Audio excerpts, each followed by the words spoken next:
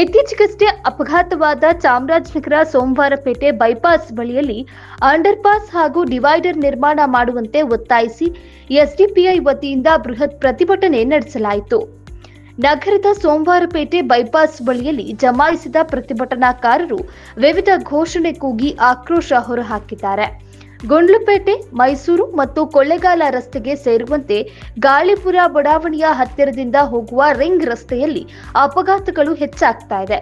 ಈ ಗಾಳಿಪುರ ಬಡಾವಣೆಯ ಆ ಜನರು ಈ ರಸ್ತೆಯಲ್ಲಿ ಹೆಚ್ಚು ಓಡಾಡುತ್ತಾರೆ. ಕವಿವರದರಾಜಸ್ವಾಮಿ ಬೆಟ್ಟಕ್ಕೆ ವಾಯುವಿಹಾರಕ್ಕೆ ಈ ಬಡಾವಣೆಯ ನಿವಾಸಿಗಳಲ್ಲದೆ ನಗರದ ಇತರೆ ವಾರ್ಡ್ನ ಜನ ಸಹ ಹೋಗಿ ಬರುವುದು ಇತ್ತೀಚಿನ ದಿನಗಳಲ್ಲಿ ಹೆಚ್ಚಾಗಿದೆ.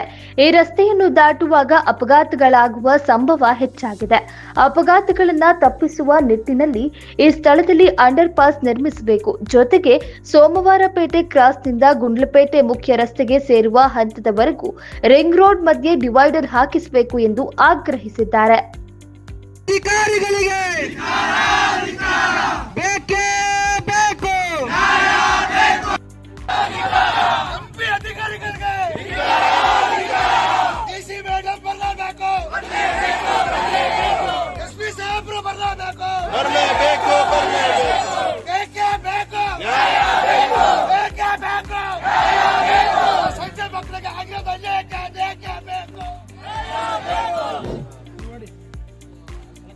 ಬೇಕೇ ಬೇಕು. ಬೇಕೇ ಬೇಕು. ಎಲ್ಲಿಯ ತನಕ ಹೋರಾಟ? ಯಾತಕ್ಕಾಗಿ ಹೋರಾಟ? ಯಾತಕ್ಕಾಗಿ ಹೋರಾಟ? ಅಂಡರ್ ಪಾಸ್ ಮಾಡದ NH ಅಧಿಕಾರಿಗಳಿಗೆ, ಅಂಡರ್ ಪಾಸ್ ಮಾಡದ NH ಅಧಿಕಾರಿಗಳಿಗೆ ಸರ್ವಿಸ್ ರೋಡ್ ಮಾಡೋದು. ಮೊನ್ನೆ ಇಲ್ಲೊಂದು ಭೀಕರ ಅಪಘಾತ ಆಯಿತು. ಆ ಅಪಘಾತದಲ್ಲಿ 4 ಜನ ಮಕ್ಕಳು ಸಾವನ್ನಪ್ಪಿದ್ರು.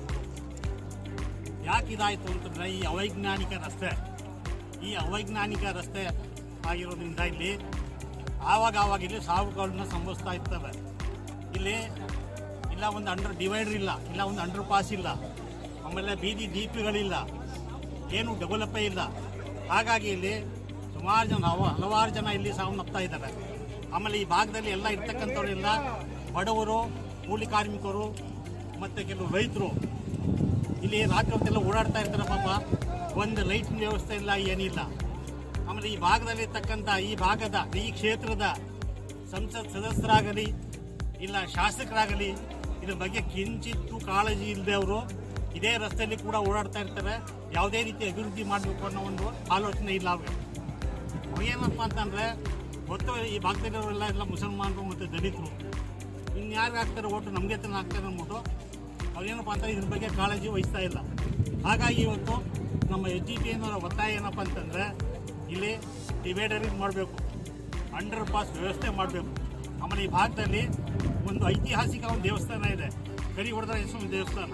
ಅಲ್ಲಿಗೂ ಕೂಡ ಭಕ್ತರು ಸುಮಾರು ಸಾವಿರಾರು ಜನ ಭೇಟಿ ಕೊಡ್ತಾ ಇರ್ತಾರೆ. ಶ್ರಾವಣ ಮಾಸದಲ್ಲಿ ಹಲವಾರು ಜನ ಭಕ್ತರು ಅಲ್ಲಿ ಬರ್ತಾ ಇರ್ತಾರೆ.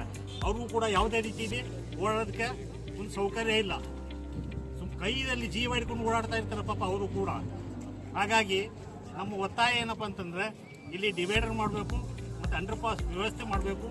ರಾತ್ರಿ ಹೊತ್ತು ಬೀದಿ ದೀಪ ಮಾಡಬೇಕು, ಹಾಕ್ಕೊಡ್ಬೇಕು ಅಂತ ನಮ್ಮ SDPI ವತಿಯಿಂದ ಒಂದು ಒತ್ತಾಯ.